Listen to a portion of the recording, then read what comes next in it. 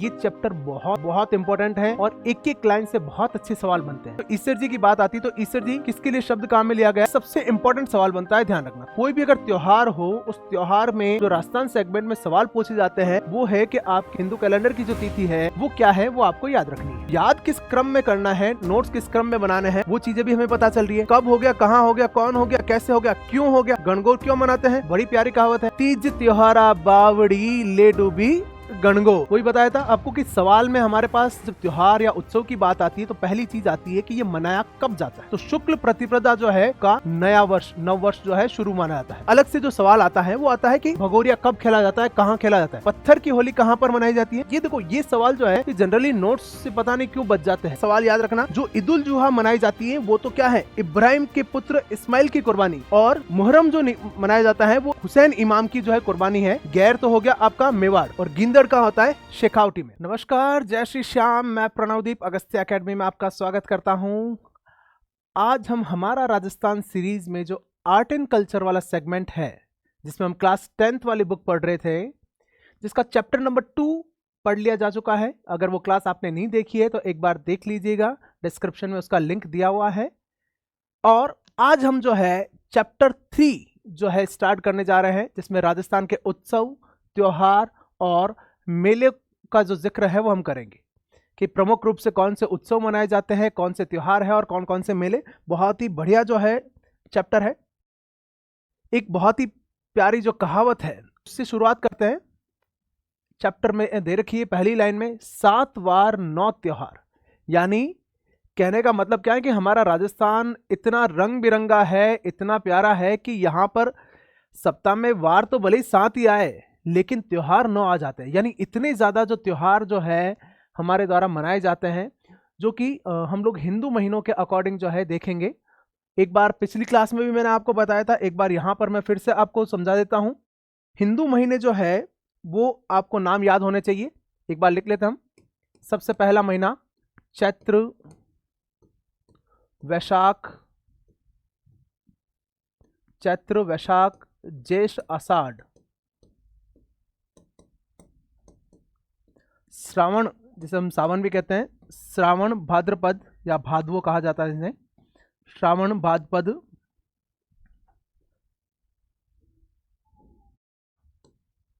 आश्विन कार्तिक, श्रावण भाद्रपद, आश्विन कार्तिक, मार्गशीर्ष, पहले क्या आएगा, मार्गशीर्ष, पौष, माघ और फाल्गुन। ठीक है, चैत्र वैशाख ज्येष्ठ आषाढ़ श्रावण भादवो, आश्विन आसोज भी कहते हैं मारवाड़ी में, आसोज, कार्तिक, मार्गशीर्ष, पौष, माघ, फाल्गुन। ठीक है, तो ये 12 महीने हैं। और महीने जो है, हिंदी महीने जो है हम 2 पक्षों में, पखवाड़ों में मानते हैं, जिन्हें 15-15 दिनों के 2 पक्ष बनाते हैं, जिनमें एक आता है कृष्ण पक्ष, ठीक है, बदी जिसे हम कहते हैं कृष्ण पक्ष, और एक शुक्ल पक्ष यानी इसे सुदी भी कहा जाता है। ठीक है, पहले कृष्ण पक्ष आएगा, ध्यान रखना, पहले कृष्ण पक्ष आएगा और बाद में शुक्ल पक्ष आता है। यानी अगर हम एक महीने की बात करें तो अगर कार्तिक आ रहा है तो कार्तिक महीने में पहले क्या आएगा, कार्तिक की कृष्ण पक्ष आएगी और फिर कार्तिक की शुक्ल पक्ष आएगी। ठीक है, नया साल जो शुरू करते हैं हम, वो शुरू करते हैं चैत्र से, लेकिन शुक्ल पक्ष से। ध्यान रखना, चैत्र शुक्ल की जो प्रतिपदा होती है, शुक्ल 1 से जो है वो नया साल शुरू करते हैं। फागुन खत्म करने के बाद वापस चैत्र अमावस पे जो है वो आके जो है साल खत्म होता है। ध्यान रखना यहाँ पे, है ना, फाल्गुन खत्म हो जाएगा, फिर वापस चैत्र पक्ष की जो है आपका जो है कृष्ण पक्ष आएगा, फिर बाद में शुक्ल पक्ष से जो है वो नया साल शुरू होता है। चलिए हम उत्सवों के बारे में पढ़ते हैं फिर से। राजस्थान में बहुत प्यारी प्रचलित कहावत है, 7 वार 9 त्योहार, है ना। चलिए, अलग अलग त्योहार हैं, कैसे कैसे त्योहार हैं उन पर बताया गया भी कि फसलों की कटाई से संबंधित त्योहार मिलते हैं, बदलते मौसम के साथ जो है त्योहार बनते हैं, बहुत से सांसारिक उलझनों में फंसे लोगों के लिए कुछ समय के लिए शारीरिक और मानसिक शांति और आनंद की प्रदान की जो है ये करते हैं। चलिए सीधे हम चलते हैं अपने टॉपिक पे। सबसे पहला जो त्योहार हम देख रहे हैं वो है गणगौर। राजस्थान का बहुत ही प्रसिद्ध जो है आपका कह सकते हो त्योहार है गणगौर। औरतें जो है वो गणगौर बन के जो है नृत्य करती है, शिव और पार्वती की जो है आराधना करती हैं, वो हमें देखना है। गणगौर शब्द में ही अर्थ है गण और गौर। गण का मतलब गण किसको संबंधित करता है? भगवान शिव को, और गौरी पार्वती को। यानी सीधा अगर हमसे संबंध पूछ ले कि गणगौर त्योहार जो है किस देवी देवता से संबंधित है, तो शिव व पार्वती से। और ये जो त्योहार है मनाती कौन है? ये मूल रूप से जो अविवाहित लड़कियां हैं, कुंवारी लड़कियां जो है वो मनाती है। किस लिए? ताकि उन्हें योग्य वर मिले। और जो विवाहित महिलाएं जो ये मनाती हैं, विवाहित स्त्रियां, वो अखंड सुहाग की कामना के लिए कि उनका जो पति है उसकी जो आयु है वो और बढ़े, ठीक है, सारे जो है अवांछित जो घटनाएं हैं वो दूर रहे। तो अविवाहित और विवाहित लड़कियां दोनों जो है इस त्योहार को मनाती हैं। विवाहित लड़कियां तो योग्य वर के लिए, अविवाहित लड़कियां योग्य वर के लिए, और विवाहित अखंड सुहाग की कामना के लिए। मनाया कब जाता है ये इंपॉर्टेंट है, ठीक है। ये डेट्स इंपॉर्टेंट होती है खास तौर से हिंदी महीने में। चैत्र कृष्ण प्रतिपदा से गणगौर कब है? चैत्र कृष्ण प्रतिपदा। प्रतिपदा एक को बोलते हैं, ठीक है ना, एकम को प्रतिपदा बोलते हैं। कृष्ण पक्ष की एकम प्रतिपदा से लेकर चैत्र शुक्ल तृतीया से, ध्यान रखना। तो कृष्ण प्रतिपदा से यानी कृष्ण पक्ष तो पूरा हो जाएगा, है ना, कृष्ण पक्ष के 1 से लेकर अमावस्या तक, और शुक्ल पक्ष के 3 दिन। तो इतना लंबा जो है यह आपका गणगौर का त्योहार चलता है। और होली के समय जो है मनाया जाता है फिर बाद में, क्योंकि फाल्गुन जो आती है, फाल्गुन उनके जस्ट बाद जो है आपके चैत्र आ जाता है, तो होली के जस्ट बाद ये मनाया जाता है। होली की राख के पिंड बनाकर, होलिका दहन में जो राख बनती है उसके पिंड बनाकर जौ के अंकुरों के साथ इसका पूजन किया जाता है। अविवाहित लड़कियां उपवनों से फूल को कलश में सजाकर गणगौर की गीत गाती हुई अपने घर ले जाती है। गणगौर का गीत आपने सुना ही होगा, खेलन दो मन गणगौर, है ना। गणगौर का त्योहार शिव पार्वती के रूप में ईश्वर जी और गणगौर की प्रतिमाओं के रूप में मनाया जाता है। देखो यहां पर जो ईश्वर जी की बात आती है, तो ईश्वर जी किसके लिए शब्द काम में लिया गया है? शिव के लिए लिया गया है ना। और पार्वती को गणगौर। गणगौर तो कौन है? पार्वती। और ईश्वर जी जो है वो कौन है? शिव है। जनश्रुति के अनुसार इसका आरंभ पार्वती के गौने, पार्वती माता का जब गौना करवाया गया था, यानी शादी के बाद जब पति के घर जो गौने की प्रथा होती है, यदि विवाह पहले हो जाता है और विवाह के तुरंत बाद जो महिला है उसे पति के साथ ससुराल नहीं भेजकर कुछ समय तक वापस मायके में ही रखा जाता है। और एक वयस्क अवस्था प्राप्त करने के बाद या फिर शादी के 3-4 साल बाद ऐसी स्थिति आती है जब जो ससुराल पक्ष वाले हैं वो स्त्री को लेने आते हैं, तो स्त्री का विवाह के कुछ सालों बाद वापस अपने ससुराल जाने की जो प्रथा है उसे हम क्या कहते हैं? गौना कहते हैं। तथा अपने पिता के, या देखो या लिया दोनों, मतलब दोनों स्थितियों में, एक तो या तो गौने वाला है या फिर अपने पिता के घर पुनः लौटने। फिर दो स्थितियां, या तो वो गौने वाली स्थिति लिए मना रहे हैं या फिर वापस जो है ससुराल से अपने पिता के घर आ रही है, उस स्थिति के लिए जो है मनाया जाता है। इस दौरान सखियों द्वारा स्वागत गान को लेकर हुआ था, यानी पार्वती माता के गौने या फिर पार्वती माता के वापस जो अपने पिता के घर पर आने की जो है घटना हुई थी, इस दौरान उनकी सखियों ने स्वागत गान किया था। तब से ये जो गणगौर है मनाया जाता है। इसकी स्मृति में स्त्रियां गणगौर की काष्ठ प्रतिमा, गणगौर की जो है लकड़ी की जो प्रतिमाएं हैं उनको पूजती हैं और उन्हें सजाकर मिट्टी की प्रतिमाओं के साथ किसी जलाशय पर जाती है। समझना इस बात को, गणगौर की एक तो लकड़ी की प्रतिमा बनाती है और साथ ही मिट्टी की भी प्रतिमा बनाती है। और कहां जाएगी? एक आसपास कोई तालाब है, जलाशय है, वहां जाएंगी। नृत्य किया जाता है, गीत गाए जाते हैं और मिट्टी की प्रतिमा को विसर्जित किया जाता है। ध्यान रखना, क्या करते हैं? सिर्फ जो मिट्टी की प्रतिमा है उसे विसर्जित करते हैं और काष्ठ की प्रतिमाओं को पुनः लाकर घर में स्थापित किया जाता है। जब पूजने जाएगी जलाशय तो मिट्टी की एक प्रतिमा भी ले जाएगी, लकड़ी या काष्ठ की प्रतिमा भी ले जाएगी। नृत्य होगा, गान होगा, हर्षोल्लास से जो है त्योहार मनाया जाएगा, पूजन किया जाएगा और पूजन के साथ मिट्टी वाली जो प्रतिमा है उसका जो है विसर्जन कर दिया जाएगा और काष्ठ वाली जो प्रतिमा है गणगौर वाली उसे लाकर पुनः घर में स्थापित किया जाता है। ये त्योहार मेनली कहां कहां मनाया जाता है? जोधपुर तो मेन है ये सब, ठीक है। जोधपुर तो सबसे जो बढ़िया जो गणगौर है वो जोधपुर में मनाया जाता है। इसके अलावा जयपुर, उदयपुर और कोटा रियासत में भी बड़ी धूमधाम से इसे मनाया जाता है। गणगौर के समय क्या रहता है, गणगौर की सवारी निकाली जाती है। आप जोधपुर में देख सकते हो, जोधपुर में जो है गणगौर की सवारी का जो है बहुत ही जो व्यापक उत्सव जो है मनाया जाता है। उदयपुर की गणगौर की जो सवारी है उसका कर्नल टॉड ने जो है बड़ा रोचक वर्णन किया है। जहां अट्टालिकाएं, अट्टालिकाएं हम कहते हैं कह सकते हैं कोई जो ऊंची दीवार या खिड़की, जरोखे कह सकते हैं हम लोग, है ना। अटारी भी शब्द काम ले आता है इसके लिए। तो अट्टालिका यानी कह सकते हैं हम लोग खिड़की, दरवाजे, हम जरोखों में बैठकर सभी जातियों की महिलाएं, बच्चे और पुरुष रंग बिरंगे वस्त्रों, आभूषणों से सुसज्जित हो गणगौर की सवारी को देखते हैं, है ना। कि ऊपर कहीं बैठ के फिर बाद में हम लोग क्या करते हैं, सवारी को हम देखते हैं। तोप के धमाके, नगाड़े की आवाज से राज प्रसाद से आरंभ होकर, उदयपुर के राज प्रसाद यानी महल से आरंभ होकर पिछोला झील के गणगौर घाट तक, कहां तक क्या होता है, राजमहल से लेकर पिछोला झील में है गणगौर घाट, वहां तक जो है ये सवारी निकलती है। नौका विहार किया था, आतिशबाजी के साथ जो है ये पूरा जो है त्योहार मनाया जाता है। ठीक है, तो गणगौर के त्योहार के बारे में हमने पढ़ लिया। ठीक, तो अब यहां पर चीजें देखो, इस क्रम में ध्यान रखना है। क्या आपने पढ़ लिया है तो पढ़ने पर एक तो सबसे इंपॉर्टेंट चीज, अब गणगौर और आ गया। अब देखो समझो, क्या समझना है कि गणगौर में जो हम पढ़ेंगे तो गण कौन है, गण है आपके शिव, गौर कौन है, पार्वती। सबसे इंपॉर्टेंट जो सवाल बनाया जाता है वो होता है कब। इसके सवाल सबसे ज्यादा बनते हैं कब। तो क्या पढ़ा था हमने, चैत्र कृष्ण प्रतिपदा से, चैत्र कृष्ण प्रतिपदा से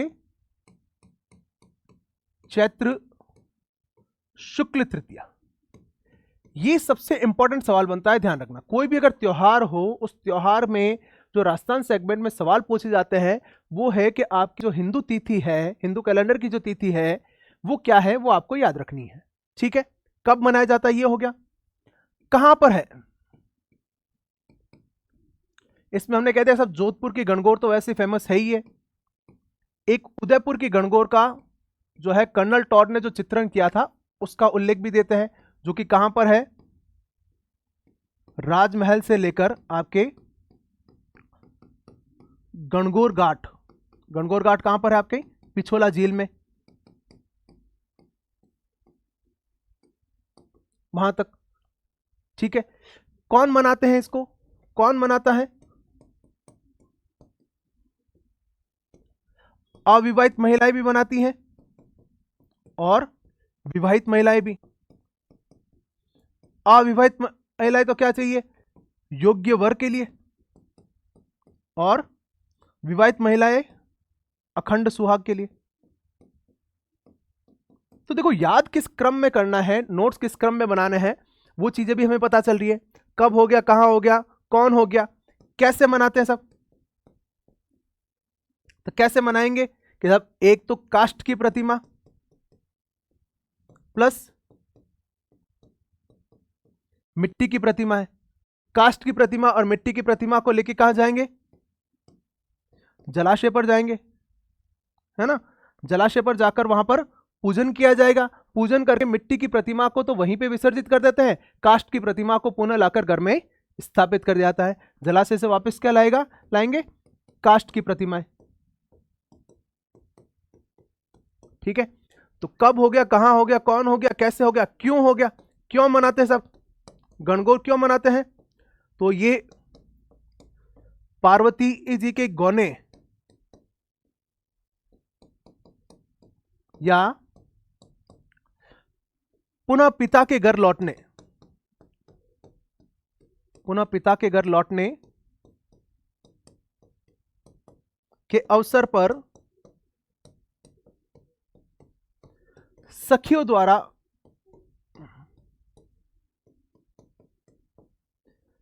जो स्वागत गान किया जाता है, तो उसी के उपलक्ष्य में जो है ये गणगौर जो है मनाया जाता है। तो अब देखो, अब हमारे पास एक त्योहार को लेके जो सारी स्थिति जो है स्पष्ट है, और मेरे ख्याल से ये आपको याद भी हो गया होगा, है ना। कब मनाते हैं सब, चैत्र कृष्ण प्रतिपदा से शुक्ल तृतीया पर, प्रतिपदा एकम, है ना। कहां मनाते हैं, जोधपुर, उदयपुर, पूरे राजस्थान में, पर ये मेनली है ये। कौन मनाता है, अविवाहित और विवाहित महिलाएं दोनों। अविवाहित महिलाएं तो योग्य वर्ग के लिए, विवाहित महिलाएं अखंड सुहाग के लिए। कैसे मनाते हैं सब? काष्ठ की, गणगौर की जो है प्रतिमा है काष्ठ की, और मिट्टी की प्रतिमा ले जाते हैं, जलाशय पर लेकर पूछते हैं, काष्ठ की प्रतिमा पुनः ले आते हैं, जल मिट्टी वाली विसर्जित कर लेते हैं। यहाँ पर एक और था कि भाई शिव जी के लिए जो है एक और नाम हमने क्या पढ़ा यहाँ पे? ईसर जी। यानी जब ईसर और गणगौर कह रहे हैं तो यहाँ पर ईसर जी है वो शिव है और गणगौर पार्वती है, ठीक है। और क्यों मनाते हैं? या तो पार्वती जी का गौना हुआ होगा तब गान किया जाता है, या फिर पार्वती जब पुनः पिता के घर लौटी थी तब जो सखियों द्वारा स्वागत गान किया गया था, तो उसी के उपलक्ष्य में ये जो मनाया जाता है, ठीक है। चलिए अब अगला लेते हैं तीज। तीज त्योहारा बावड़ी ले डूबी गणगौर, ठीक है। ये तो वैसा आपको याद रखनी है, ये कहावत बड़ी प्यारी कहावत है, तीज त्योहारा बावड़ी ले डूबी गणगौर। यानी ये हमारे पास बहुत एक प्रसिद्ध कहावत है जो बताती है कि राजस्थान में त्योहार कहां से कहां तक मनाए जाते हैं। ये कह रहा है कहां से? तीज, तीज से हमारे त्योहार प्रारंभ होते हैं। तीज कौन सी है भाई साहब? ये तीज है आपके श्रावण के शुक्ल पक्ष की तृतीया, ध्यान करना। कौन सी है? श्रावण सुदी तीज है। तीज जो है श्रावण शुक्ल की तृतीया को जो है ये आपके शुरू होता है। और ले डूबी गणगौर, गणगौर अभी हमने पढ़ा है, गणगौर कहां पर होता है?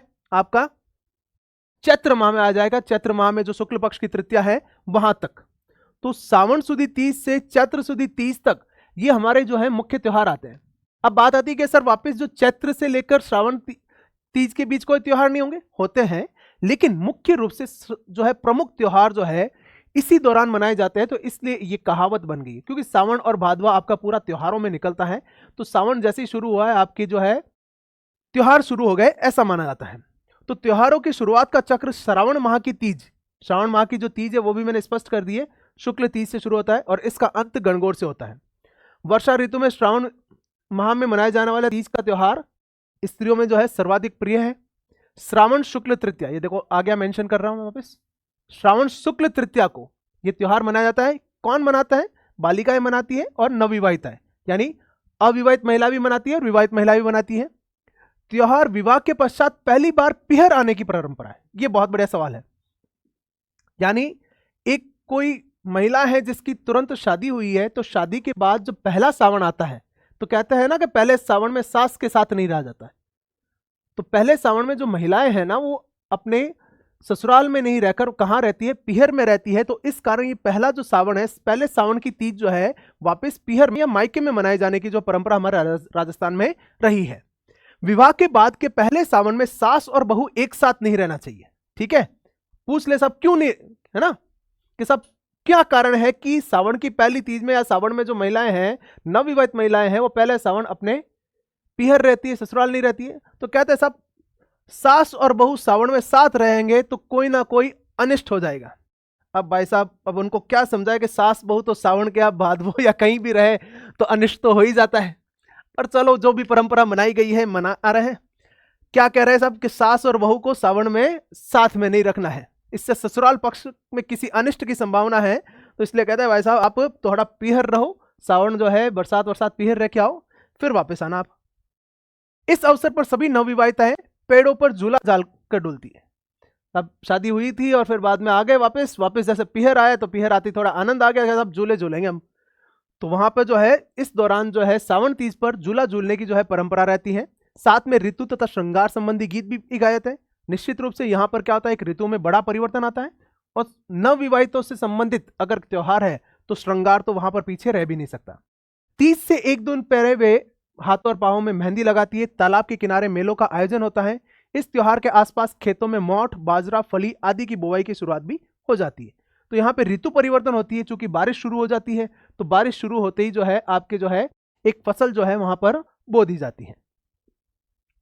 राजस्थान के गुलाबी नगर जयपुर की तीज का त्योहार प्रसिद्ध। देखो गणगौर में तो हमने बात की थी, देखो गणगौर सबसे प्रसिद्ध कहाँ की है? जोधपुर की गणगौर तो है ही है, साथ ही उदयपुर की गणगौर का उल्लेख भी हमने कर लिया। जो इसमें जो सवारी है राजप्रसाद यानी महल से निकल के गणगौर घाट जो पिछोला झील में है वहां तक जाती है। जयपुर में जो तीज है यहाँ पर भी एक बहुत बढ़िया जो है सवारी निकाली जाती है, तीज की सवारी कहते हैं। इसमें हाथी, घोड़े, ऊंट वर्दी पहने हुए, ठीक है, उनके महावत घुड़सवार जो तीज की जो प्रतिमाएं हैं लेकर जुलूस में चलते हैं। राज्य भर से और विदेशों से भी, केवल राज्य की बात नहीं, विदेशों से भी जो बहुत से पर्यटक आते हैं, वो कहते हैं सब जयपुर में तीज का त्योहार देखने के लिए आते हैं। राजस्थानी वेशभूषा में लोग लोकगीत नृत्य करते नजर आएंगे। इस दृश्य का विदेशी पर्यटक घंटों ठहरकर आनंद उठाते हैं। बहुत ही शानदार जो है सवारी निकलती है। अगर आप जयपुर के हैं तो आप जानते ही होंगे, और अगर आपने तीज की सवारी अगर जयपुर में नहीं देखी है तो मेरा एक ये सजेशन रहेगा, तीज के समय के दौरान कभी एक बार जयपुर जाए, देखे वो सवारी, देखे, उसका आनंद ले। वहां पर आपको राजस्थान की पूरी सभ्यता और संस्कृति का जो है एक बार समन्वय देखने को मिल जाएगा। इतना बढ़िया आनंद मिलेगा आपको।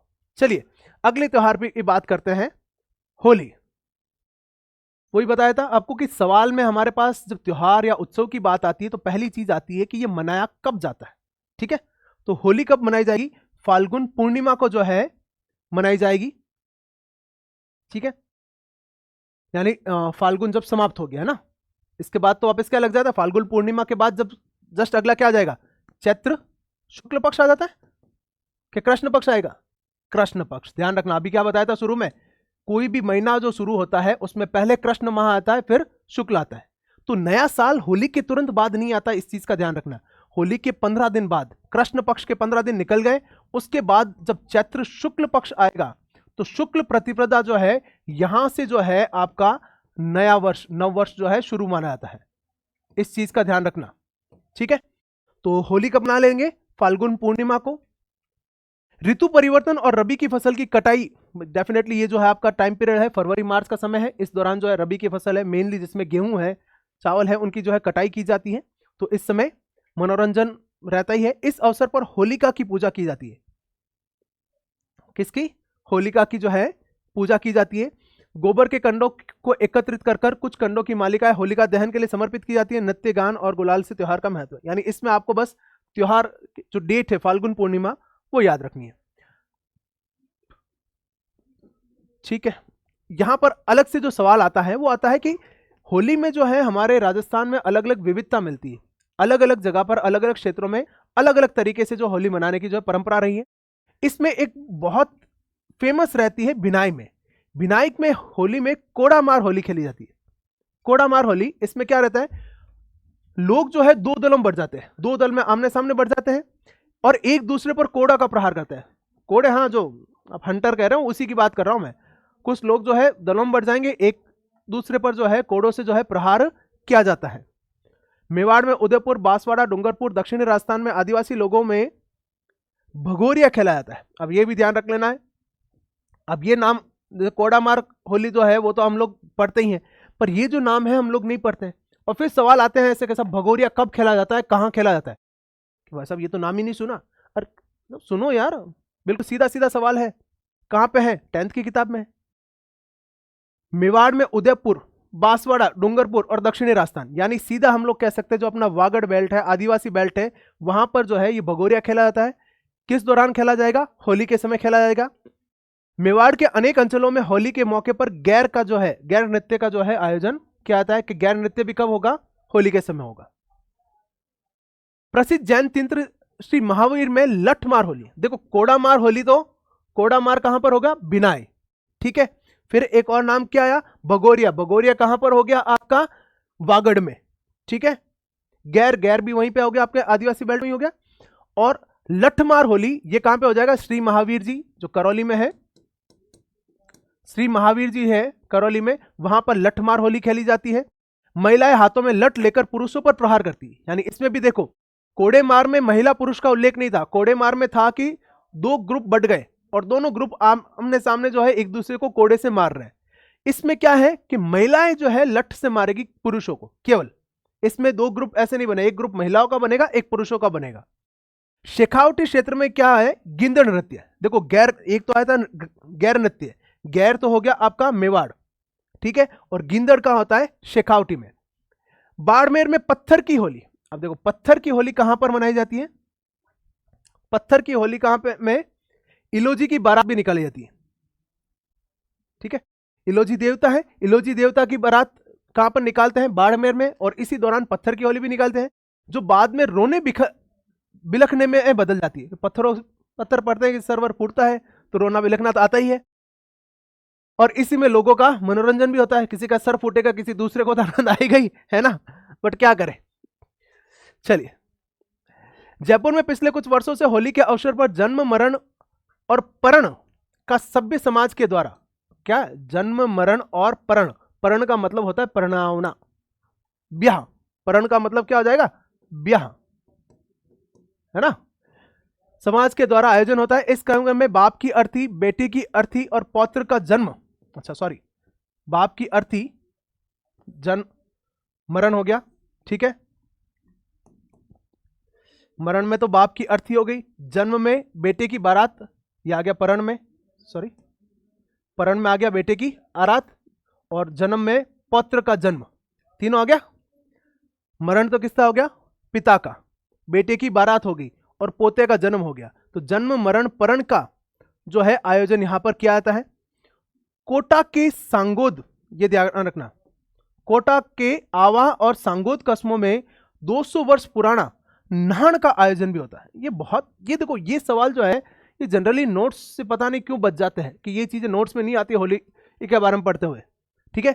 यहां होली पर खेल तमाशों के जरिए मनोरंजन होता है, नाहन का आयोजन भी होता है।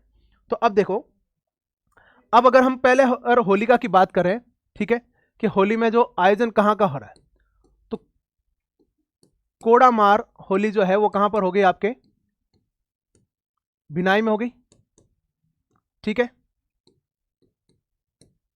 पत्थर मार ये बाड़मेर में, एक तो कोड़ा मार हुई थी, एक पत्थर मार हुई थी, और कौन सी पढ़ी थी हमने, लठमार, लठमार हो गई आपके करौली में, लठमार हो गई आपके, लठमार होली हो गई आपके करौली श्री महावीर जी में,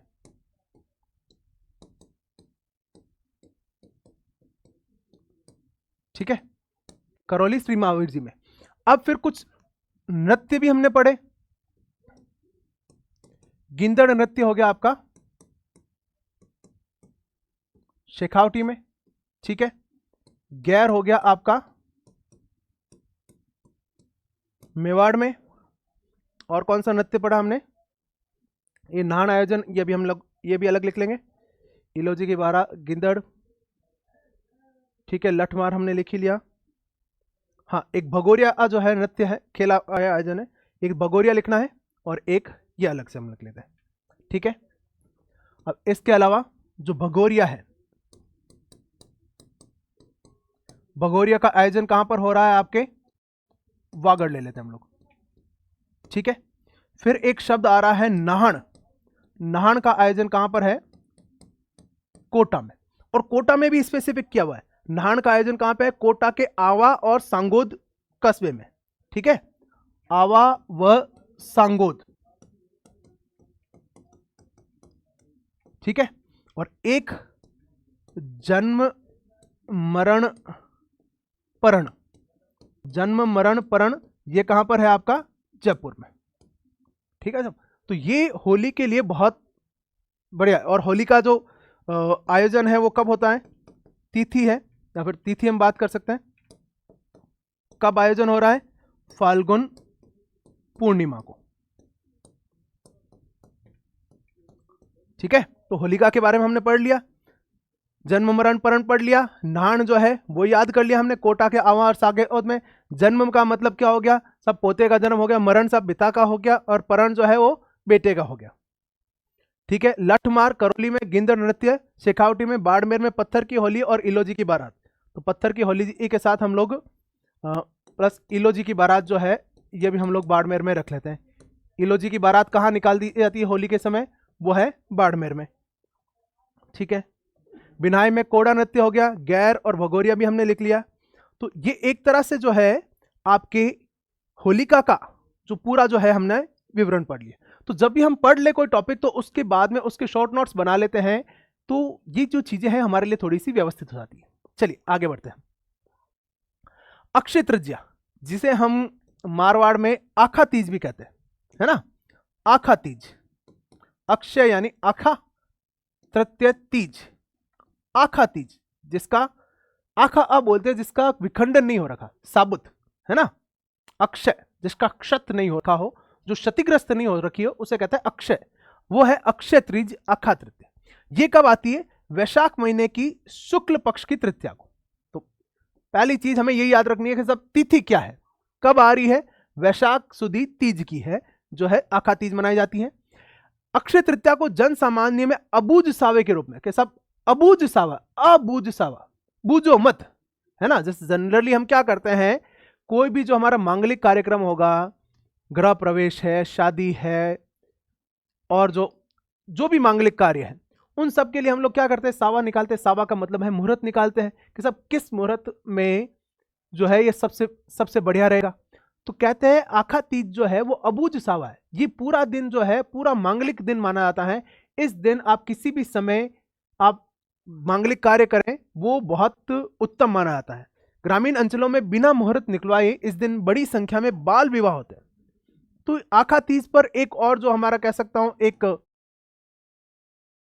नेगेटिव पोर्शन जो छुपा है कि ये यहां पर इस आखा तीज को बाल विवाह से बहुत कनेक्ट किया गया है, और ये एक बड़ी कुरीति भी है हमारे समाज में। कह सकता हूं कि भी अब इतने ज्यादा हम लोग एजुकेटेड हो रखे हैं, इतने सभ्य है, सरकार का इतना सपोर्ट है, सरकार इतनी कहती है, पर फिर भी अभी भी ऐसा है कि आसपास में हम लोगों को जो है बाल विवाह वाली जो स्थितियां देखने को मिलती है, ये नहीं होना चाहिए। और आखा तीज वाली जो स्थिति है उसको वो बहुत ज्यादा मानते हैं, क्योंकि इस दिन जो है बिना पूछे जो है सावे करवा दिए जाते हैं। अब प्रशासन के कड़े रुख और जागरूकता के कारण ये बहुत कम हुए। कृषक इस दिन खेतों में हल चलाकर अच्छी वर्षा और फसल की कामना करते हैं कि आखा तीज के दिन जो फसल चलाएंगे और कहेंगे साहब ठीक है। अब यहां पर बाजरा, गेहूं, तिल, जौ इत्यादि 7 अन्न की जो पूजा है की जाती है। ध्यान रखना, आखा तीज के दिन जो है 7 अन्न की जो है पूजा की जाती है। गेहूं बाजरे का खिचड़ा बनाया जाता है, गुड़ की गड़वानी की जाती है, और मंगोड़ी का साग बनाया जाता है। मंगोड़ी जो बड़ी होती है ना, जो बड़ी कहते हैं, मंगोड़ी के साग जो है बनाया जाता है। तो खिचड़ा, गलवानी और मंगोड़ी। आपसे सवाल पूछ ले कि राजस्थान के किस त्योहार में खिचड़ा, गलवानी व मंगोड़ी बनाने का रिवाज रहा है। अब आप में से बहुत से जो कह दूं मैं जैन जी है या फिर जो शहरी सभ्यता से जुड़े हैं, उन लोगों ने कभी गलवानी नहीं खाई होगी, है ना। नहीं खाई होगी, मेरे को पता है, कमेंट करके बताओ कि खाया कि नहीं खाया गलवानी। खिचड़ा तो चलो ठीक है, बाजरे का खिचड़ा तो खा ही लेते हैं, पर गलवानी बहुत कम खाने को मिलती है। गलवानी कुछ नहीं, गुड़ को गोल के जो है पिलाया जाता है, लिक्विड फॉर्मेट में करके थोड़ा सा। खिचड़ा, गलवानी और मंगोड़ी जो बड़ी बनती है, तो ये किस समय बनाए जाते हैं, ये आखा तीज के दिन बनाए जाते हैं। बीकानेर की स्थापना भी जो है इसी दिन हुई थी। आखा तीज के दिन ही जो है बीकानेर की स्थापना हुई थी। तो वहां पर जो है इस समय आखा तीज के दिन बीकानेर में स्थापना दिवस मनाया जाता है। पूरे देश में मनाए जाने वाले सभी पर्व त्योहार आदि राजस्थान में उतने ही हर्षोल्लास से मनाए जाते हैं। वर्षा ऋतु धर्म के परिप्रेक्ष्य में, ऋतु और धर्म के परिप्रेक्ष्य में भारतीय जन सामान्य के कई अन्य उत्सव है, जिनमें रक्षाबंधन, जन्माष्टमी, गणेश चतुर्थी, नवरात्रि, दशहरा, मकर संक्रांति, शरद पूर्णिमा, बसंत पंचमी, नाग पंचमी आदि प्रमुख है। यानी बाद में इसको बाइंड अप किया गया है। मेनली 4-5 जो त्योहार है उनका जो है अच्छी तरह से जो विवरण है वो इस चैप्टर में दिया गया है, बाकी जो है इसको बाइंड किया गया है। इनके अतिरिक्त जैन संप्रदाय से संबंधित अनेक उत्सव राजस्थान में बड़ी श्रद्धा के साथ मनाए जाते हैं। जैनों का सबसे पवित्र और महत्वपूर्ण उत्सव पर्युषण भाद्रपद माह में मनाते हैं। जो पर्युषण होता है ना, इसमें जो जैन लोग हैं वो जनरली सबसे जो है माफी मांगने का कहते हैं कि सर अगर उनसे कभी भी किसी भी क्रम में अगर अनिष्ट हुआ है तो उसके लिए वो माफी जो है मांगते हैं। श्रावक गण इस मौके पर मंदिर जाकर पूजन, अर्चन, स्तवन, कीर्तन, व्रत, उपवास आदि प्रक्रिया द्वारा आत्मशुद्धि, संयम, नियम का पालन करते हैं। आपको सीधा याद रख लेना, पर्युषण कब मनाया था, भादवे में। इस अवसर का अंतिम दिन जो है संवत्सरी कहलाता है। जो पर्युषण का जो लास्ट दिन होता है वो लास्ट दिन क्या कहलाता है, संवत्सरी। आश्विन कृष्ण प्रतिपदा को क्षमावाणी पर्व, ये देखो क्षमावाणी पर्व के मौके पर श्रावक एक जगह एकत्रित होकर एक दूसरे से जो है क्षमा याचना करते हैं। ये याद रखना। मेन जो है वैसा अपने पास त्योहारों में सवाल यही बनेंगे आपके कि पर्युषण पर्व कब मनाया जाता है, भादवे में। पर्युषण पर्व का जो अंतिम दिन है वो क्या कहलाएगा, संवत्सरी। और इस दौरान एक क्षमा याचना जो दिवस है या क्षमावाणी जो है पर्व मनाया जाता है, जिस दिन जो जैन लोग हैं वो एक दूसरे से किसी भी कर्म में किसी भी तरह से मन, वचन, कर्म से अगर किसी को अगर कोई हानि पहुंचाई है, बुरा हुआ है, अनिष्ट हुआ है, तो उसके लिए क्षमा याचना करते हैं। तो ये दिन कौन सा है? आश्विन कृष्ण प्रतिपदा, ठीक है। मुसलमानों के में ईद जुल्हा, जिसे बकर ईद भी कहते हैं, जिल हिज की 10वीं तारीख को, या ध्यान रखना। ईद उल जुहा जो है, बकर ईद, वो कब मनाया जाता है? जिल हिज की 10वीं तारीख। जैसे हिंदू कैलेंडर में चैत्र, वैशाख, ज्येष्ठ, आषाढ़ महीने होते हैं, उसी तरह मुस्लिम कैलेंडर के भी महीने रहते हैं, जिसमें अगर आपको पता हो तो 6th या 8th वाली जो बुक में की कला संस्कृति पढ़ रहे थे, उसमें हमने पढ़ा था ख्वाजा साहब वाला, ठीक है, रजब माह की 1 से 6 तारीख को, है ना, कि अजमेर का जो उर्स है, ख्वाजा साहब का जो उर्स है, वो रजब माह की 1 से 6 तारीख को मनाया जाता है। तो वो रजब माह मुस्लिम कैलेंडर का एक भाग है। तो उसी तरह जिल हिज भी जो है मुस्लिम कैलेंडर का एक महीना है। इसकी 10 तारीख को जो है वो क्या मनाए जाते हैं? ईद उल जुहा या बकर ईद मनाई जाती है, इब्राहिम द्वारा अपने पुत्र इस्माइल की कुर्बानी की याद में। अब इसमें यह भी पूछा जाता है कि भी क्यों मनाई जाती है, बकर ईद क्यों मनाई जाती है? कि इब्राहिम ने अपने प्रिय बेटे इस्माइल की जो है वो कुर्बानी दी थी, उस कुर्बानी की याद में जो है ये बकर ईद या ईद उल जुहा जो है मनाया जाता है। मुहर्रम के गमी मामले में, मुहर्रम जो है एक और त्योहार हो गया। एक त्योहार तो कौन सा हो गया? ये ईद उल जुहा, दूसरा आ गया मुहर्रम। मुहर्रम के मौके पर वे 10 दिन तक उपवास रखते हैं। मुहर्रम के समय क्या होगा? 10 दिन उपवास करते हैं। और अंतिम दिन मोहम्मद साहब के नाती, मोहम्मद साहब जो पैगंबर रहे, उनके नाती हुसैन इमाम की कुर्बानी के उपलक्ष्य में ताजिए निकाले जाते हैं। ये तो आपने देखा ही होगा, ताजिए जो मुस्लिम मुहर्रम के समय जो है मुहर्रम निकाला जाता है। मुहर्रम की जो सवारी निकाली जाती है, उस सवारी को क्या कहता है? ताजिया कहता है। और ये किस के उपलक्ष्य में लगाई जाती है? हुसैन इमाम, एक हुसैन इमाम की जो है उसकी कुर्बानी के उपलक्ष्य में। ध्यान रखना, सवाल याद रखना, जो ईद उल जुहा मनाई जाती है वो तो क्या है? इब्राहिम के पुत्र इस्माइल की कुर्बानी में। और मुहर्रम जो मनाया जाता है वो इमाम हुसैन इमाम की जो है कुर्बानी है। और ये हुसैन इमाम कौन था? जो मोहम्मद साहब थे, पैगंबर थे, उनका नाती था, उनके उपलक्ष्य में जो है निकाले जाते हैं। शबे रात का त्योहार बड़ी खुशी का होता है। ये तो क्या है? देखो, मुहर्रम तो है वो गम का मौका है। क्यों? क्योंकि मोहम्मद साहब की जो नाती थे हुसैन इमाम, उनकी मृत्यु हुई थी। और शबे रात जो है वो एक क्या है? खुशी का त्योहार है। इस दिन सभी मानवों के कर्मों की जांच होकर उन्हें कर्मों के अनुसार उनके भाग्य के निर्धारण किया जाता है। क्या शब्द काम लेते हैं? कयामत की रात, है ना, कि जो कयामत की रात है उसे कहते हैं शब रात, जिस दिन कहते हैं जो सभी मानव के जो कर्म है वो जांचे जाएंगे और उनके कर्मों के अनुसार जो है उनके भाग्य का निर्धारण होता है। मोहम्मद साहब के पवित्र जन्म और मरण की स्मृति में 12 वफात का त्योहार मनाया जाता है। अब देखो, सारे त्योहारों के, मुस्लिम त्योहारों के कारण भी यहां पर स्पष्ट किए गए कि 12 वफात क्यों मनाया जाता है? क्योंकि मोहम्मद साहब का जन्म भी इसी दिन हुआ था और मृत्यु भी इसी दिन हुआ है। 12 वफात के दिन ही जन्म हुआ है और मृत्यु भी इसी दिन हुआ है। तो ये मुस्लिम समाज के लिए एक बड़ी श्रद्धा का जो दिन है। रमजान की समाप्ति के दिन ईद उल फितर, रमजान महीना जो होता है उसकी जो समाप्ति होती है, उसे क्या कहता है? ईद उल फितर, जिसे मीठी ईद कहते हैं ना, कि हाँ मीठी ईद, है ना। तो मीठी ईद, ईद उल फितर जो है वो रमजान का अंतिम महीना है। जबकि ये जो ईद उल जुहा है इसको बकर ईद कहते हैं, ठीक है, जिस दिन बकरे की जो है वो बलि दी जाती है। यह है जिलहिज की 10वीं तारीख को तो है ईद उल जुहा, ध्यान रखना। और ईद उल फितर क्या है? रमजान की जो है अंतिम दिन को जो है मनाया जाता है। ईसाई उत्सवों में 1 जनवरी, जो 1 जनवरी है, न्यू ईयर है, Easter, good Friday, Christmas day आदि प्रमुख हैं, जिन्हें लोग गिरजाघर या ईसाई निवास स्थानों पर जो है बड़े उल्लास के साथ मनाते हैं।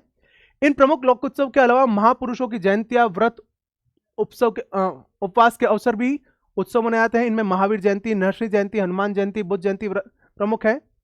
व्रत के उत्सवों में अमावस्या का व्रत, वट सावित्री का व्रत, निर्जला एकादशी, देवजुलनी, हरितालिका तीज, पवित्र चतुर्दशी, ऋषि पंचमी, अनंत चतुर्दशी, गोपाष्टमी, आंवला एकादशी, यह आदि जो है प्रमुख है।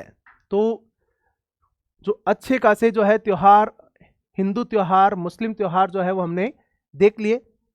मुस्लिम त्योहार में इसमें जो चीजें आपको याद रखनी, देखो हिंदू त्योहार वाले तो आप याद रख ही लेते हो, मुस्लिम त्योहार वाले अगर आप फेमिलियर नहीं है तो उसमें एक तो इनके रीजन याद रख लेना। एक बार मैं फिर से बता ही देता हूं आपको कारण में क्या है। देखो, 12 वफात तो मोहम्मद साहब के जन्म और मरण से रिलेटेड है। ईद उल फितर, रमजान जो होता है, रमजान महीना जो रोजे रखते हैं तो उसके लास्ट दिन ईद उल फितर होता है। शबे रात जो है वो कयामत की रात कह सकते हो, जिस दिन सारे जो है मनुष्य के कर्मों का जो है जांच होगी। ताजिया जो निकाला जाता है वो मुहर्रम भी महीने का नाम है, मुहर्रम की 10वीं तारीख को मनाया जाता है। और मुहर्रम क्यों मनाया जाता है? कि मोहम्मद साहब के जो नाती है हुसैन इमाम, उसकी कुर्बानी के उपलक्ष्य में मनाया जाता है। और ईद उल जुहा जो है वो जिलहिज की 10 तारीख को मनाया जाता है। इब्राहिम द्वारा अपने पुत्र इस्माइल की कुर्बानी के दौरान ये मनाया जाता है। ठीक है, तो मेरे ख्याल से इसमें इस वाली क्लास में आपको बहुत अच्छी सी चीज़ें समझ में आएगी। क्लास 10th की बुक के ये चैप्टर बहुत बहुत इंपॉर्टेंट है और एक एक लाइन से बहुत अच्छे सवाल बनते हैं और इनको आप अच्छे से कवर कर लेना। ठीक है, बाकी अगला जो पोर्शन है वो हम नेक्स्ट क्लास में डिस्कस करेंगे। तब तक पढ़ते रहिए, मुस्कुराते रहिए, मिलते हैं अगली क्लास में।